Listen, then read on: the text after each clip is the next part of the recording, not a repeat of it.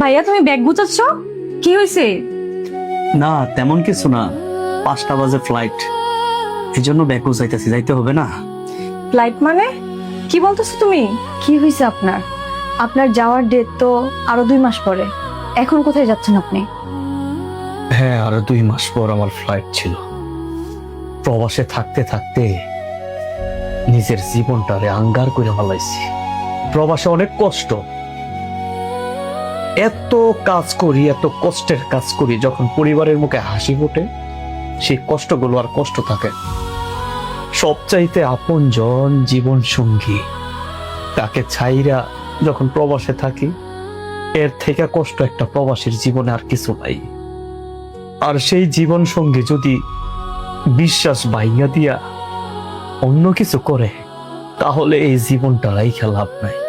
তবে আমি আমার জীবন শেষ করতে পারবো না, কারণ আমার 2টা বাচ্চা আছে। ওই বাচ্চাদের জন্য তো আমার বাঁচতে হইব। কি হয়েছে? কি হয়েছে?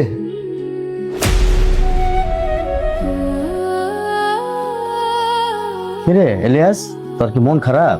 মন খারাপ না, কয়দিন পর বিদেশে চলে যাবো। আমার বউরারে না করি চাকরি করার জন্য।